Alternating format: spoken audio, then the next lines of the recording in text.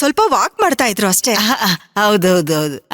ಏನು ಸುಲೋಚನಾ, ನಿನ್ ಮುಖದಲ್ಲಿ ತುಂಬಾ ಆತಂಕ ಕಾಣ್ತಾ ಇದೆಯಲ್ಲ, ಯಾಕೆ? ಅಯ್ಯೋ, ಯಾಕೆ ನಿಂತ್ಕೊಂಡು ಮಾತಾಡೋದು? ಬನ್ನಿ ಬನ್ನಿ, ಒಳಗಡೆ ಬನ್ನಿ, ಕೂತ್ಕೊಂಡು ಮಾತಾಡೋಣ. ಒಳಗ್ ಬನ್ನಿ. ವಿಕ್ರಾಂತ್ ಅವರೇ, ಬನ್ನಿ ಬನ್ನಿ ಬನ್ನಿ ಬನ್ನಿ ಅತ್ತೆ. ಬನ್ನಿ ಸುಲೋಚನಾ ಅವರೇ, ಒಳಗ್ ಬನ್ನಿ. ಪಲ್ಲವಿ ರೀ, ಏನ್ ಪ್ರಭಾ, ಇಲ್ಲಿ ಬನ್ರಿ. ಈಗೇನಾಯ್ತು? ಯಾಕೆ ಕರಿತಾ ಇದ್ದಾರೆ? ಏನು ಅಂತ ಗೊತ್ತಾಗ್ತಿಲ್ವಲ್ಲ. ಸರಿ, ಏನು ನಾನೇನು ಅಂತ ನೋಡ್ಕೊಂಡ್ ಬರ್ತೀನಿ. ಅಮ್ಮ, ನಂಗೂ ಭಯ ಆಗುತ್ತೆ, ನಾನು ನಿನ್ ಜೊತೆ ಬರ್ತೀನಿ. ಸರಿ ಬಾ. ಪಲ್ಲವಿ ಬಾ ಇಲ್ಲಿ ಕುತ್ಕೊಳ್ಳಿ ಅತ್ತೆ. ಅರೆ ವಿಕ್ರಾಂತ್ ಅವ್ರೆ, ಏನ್ ಪ್ರಭಾ? ಅಮ್ಮ ಏನಾಯ್ತು? ದಿಢೀರಂತ ಬಂದ್ಬಿಟ್ಟಿದ್ದೀರಾ? ಅದು ನಾನ್ ಹೇಳ್ತೀನಮ್ಮ, ಅದೊಂದು ದೊಡ್ಡ ಕತೆ. ಇವತ್ತು ನಾವು ಬದುಕುಳ್ದಿರೋದೇ ಹೆಚ್ಚು. ಅಮ್ಮ ಏನಾಯ್ತು? ಆತಂಕದಲ್ಲಿದ್ದೀರಲ್ಲ, ಏನಾಯ್ತು? ಪಲ್ಲವಿ ಅವರೇ, ನೀವೇನು ಟೆನ್ಷನ್ ಮಾಡ್ಕೋಬಿಡಿ, ಅಂತದ್ದೇನೂ ಆಗ್ಲಿಲ್ಲ. ಇವರು ಸ್ವಲ್ಪ ಹಾಗೇನೆ, ಇರುವೆ ಕಚ್ಚಿತು ಅಂದ್ರೆ ಹಾವೇ ಕಚ್ಚಿತು ಅನ್ನೋಂಗ ಆಡ್ತಾರೆ.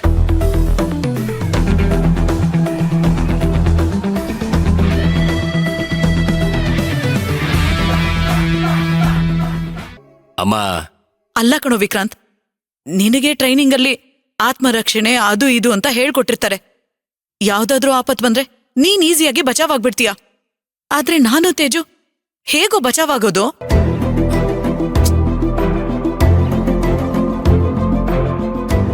ಇವತ್ತು ನಮ್ ಪ್ರಾಣನೇ ಹೋಗ್ಬಿಡ್ತಿತ್ತು, ಗೊತ್ತಾ?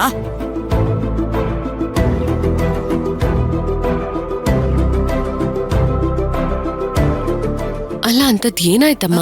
ಅದೇನಾಯ್ತು ಗೊತ್ತಾ ಪಲ್ಲವಿ, ನಾನು ಊಟಕ್ಕೆ ಅಂತ ಎಲ್ಲ ರೆಡಿ ಮಾಡ್ತಿದ್ದೆ. ಆಗ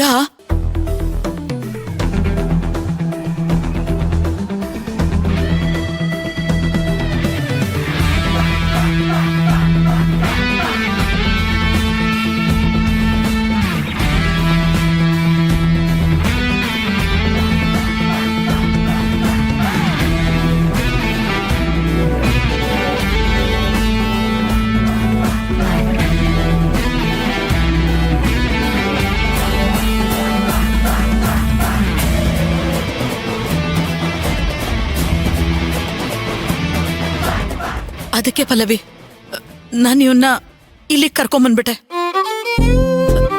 ನಂಗೆ ಆ ಸಮಯದಲ್ಲಿ ಏನ್ ಮಾಡ್ಬೇಕು ಅಂತ ಗೊತ್ತಾಗ್ಲಿಲ್ಲ. ಅದಕ್ಕೆ ಸ್ಟ್ರೈಟ್ ಆಗಿ ಇಲ್ಲಿಗೆ ಬಂದ್ಬಿಟ್ವಿ. ಅಯ್ಯೋ, ನೀವು ಬಂದಿದ್ ಒಳ್ಳೇದೇ ಆಯ್ತು. ಯಾವ ತೊಂದ್ರೆನೂ ಇಲ್ಲ. ನಮ್ಗೆ ನಿಮ್ಮ ತೇಜು ಎಲ್ರೂ ಆರೋಗ್ಯನೂ ಮುಖ್ಯ.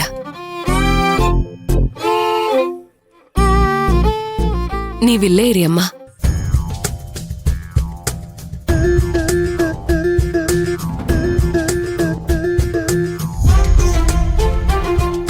ಮಿಕ್ಕಿದ್ ನಾನ್ ನೋಡ್ಕೋತೀನಿ. ಅಯ್ಯೋ ದೇವ್ರೆ, ಇಷ್ಟೆಲ್ಲ ಆಯ್ತಾ ಸುಲೋಚನಾ ಅವ್ರೆ?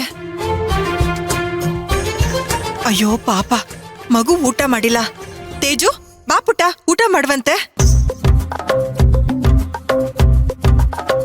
ತೇಜು, ಊಟ ಮಾಡಿ ಅಜ್ಜಿ ಜೊತೆ ಆರಾಮಾಗಿ ಮಲ್ಕೋಬೇಕು, ಆಯ್ತಾ? ತರ್ಲೆ ಮಾಡ್ಬಾರ್ದು. ಮಾಡಲ್ಲಪ್ಪ. ನಾನಿನ್ ಹೊರಡ್ತೀನಿ.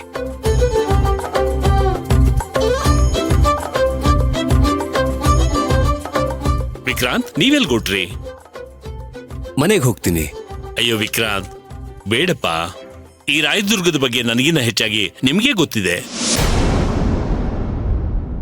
ನೋಡಿ, ಈಗ ತಾನೇ ಕೇಸ್ನಲ್ಲಿ ನಿರಪರಾಧಿ ಅಂತ ಪ್ರೂವ್ ಆಗಿದ್ದೀರಾ. ಈ ಟೈಮಲ್ಲಿ ನೀವು ಹುಷಾರಾಗಿರ್ಬೇಕಪ್ಪ.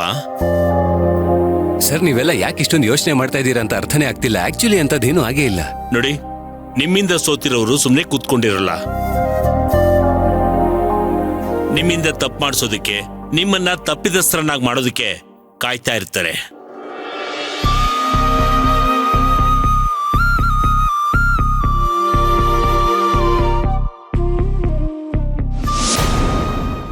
ಅದರ ಭಾಗವೇ ನಿಮ್ಮನೆ ಮೇಲೆ ಕಲ್ಲೆಸ್ತಿರೋದು. ನಿಮಗೆ ಕೋಪ ಜಾಸ್ತಿ ಅಂತ ಎಲ್ಲರಿಗೂ ಗೊತ್ತು. ಕೋಪದಲ್ಲಿ ಮೂಗು ಕುಯ್ಕೊಳ್ಳಿ ಅಂತ ಒದ್ದಾಡ್ತಾ ಇರ್ತಾರೆ.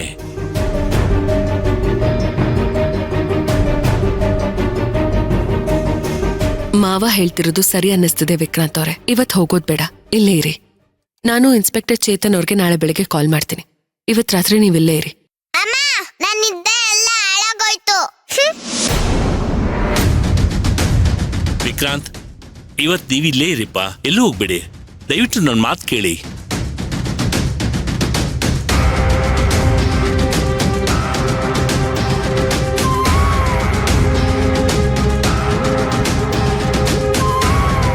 ವಿಕ್ರಾಂತ್ ಅವ್ರೆ ಕೂತ್ಕೊಳ್ಳಿ.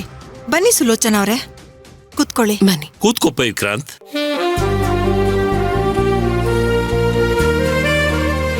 ಸದ್ಯ ದೇವ್ರ ದಯದಿಂದ ಏನೂ ಆಗ್ಲಿಲ್ವಲ್ಲ, ನೀವೇನು ಯೋಚನೆ ಮಾಡ್ಬೇಡಿ. ಅಯ್ಯೋ ದೇವ್ರೆ, ಎಲ್ಲ ಒಳ್ಳೇದಾಗತ್ತೆ. ನನ್ನವನ್ ಯಾರಿಗಪ್ಪ ಹೇಳ್ಕೊಳ್ಳಿ. ಅಯ್ಯೋ ಅಯ್ಯೋ ಅದೊಂದ್ ದೊಡ್ಡ ಕತೆ. ಕಣದಲ್ಲೂ ನೋವು. ನಮ್ಮನೆಗೆ ಬಂದ ಎಲ್ಲಿದ್ದೀನಿ ಅಂತಾನೆ ಗೊತ್ತಾಗ್ತಿಲ್ವಲ್ಲಪ್ಪ. ಯಾಕ್ರಿ? ಗೋವಿಂದ ಏನಾಯ್ತು? ಅಯ್ಯೋ ಹಸು ಎಮ್ಮೆ ದನ ಏನಾದ್ರೂ ಬಂದು ಗುದ್ದು ಬಿಡ್ತೇನೋ ನಿಂಗೆ? ಏ ಅಜಯ್, ಎಲ್ಲ ನಿನ್ನಿಂದನೇ ಆಗಿದ್ದವು.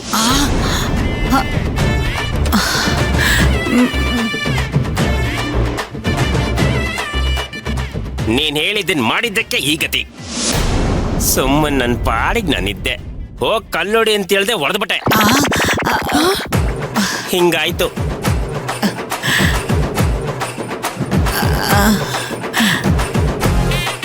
ಕಲ್ಲ ಏನ್ರಿ?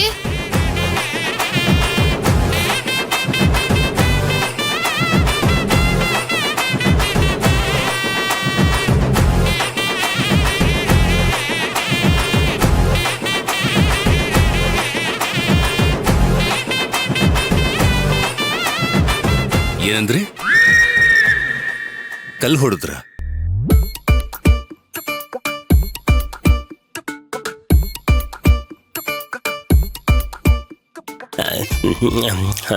ರೀ ಹೇಳ್ರಿ ಏನಂತ? ಅಯ್ಯೋ ಸರಿಯಾಗಿ ತಗಲ ಕಣ್ಣೆ. ಅಯ್ಯಯ್ಯೋ ಹಾಗೇನಿಲ್ಲ ವಿಕ್ರಾಂತ್. ಜೀವನದಲ್ಲಿ ನಾನೇನು ಸಾಧನೆ ಮಾಡಿಲ್ಲ ಅಂತ ತುಂಬಾ ಕೊರಗ್ತಾ ಇದ್ದ. ಅದ್ ಕಲ್ಮೇಲೆ ಉರುಳು ಸೇವೆ ಮಾಡಿದಾನಲ್ಲ, ಅದ್ರ ಬಗ್ಗೆ ಹೇಳ್ತಾ ಇದ್ದಾನೆ ಅಲ್ವೇನಪ್ಪ? ಹೌದೌದು, ಹುಲ್ ಸೇವೆ ಮಾಡ್ದಲ್ಲ, ಕಲ್ಲೊಡಿತು.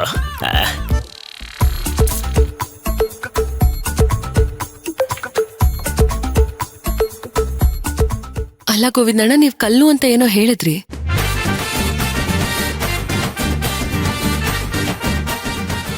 ಅಯ್ಯೋ ಅದೇ ಕಣೆ, ನಾನು ಹೇಳಿದ್ನಲ್ಲ, ದೇವಸ್ಥಾನದಲ್ಲಿ ಹಾಸಿರೋದೆಲ್ಲ ಚಪ್ಪಡಿ ಕಲ್ಲು ಅಂತ ಅಲ್ವಾ? ಅದ್ರ ಮೇಲೆ ಪಾಪ ದೇವ್ರ ಹೆಸರು ಹೇಳ್ಕೊಂಡು ತಣ್ಣೀರ್ ಹಾಕೊಂಡು ಇವನು ಉರುಳು ಸೇವೆ ಮಾಡ್ಬಿಟ್ಟಿದಾನಲ್ಲ, ಅದಕ್ಕೆ ಮೈಕೈ ಎಲ್ಲ ನೋವು ಅಂತ ಹೇಳ್ತಾ ಇದ್ದಾನೆ.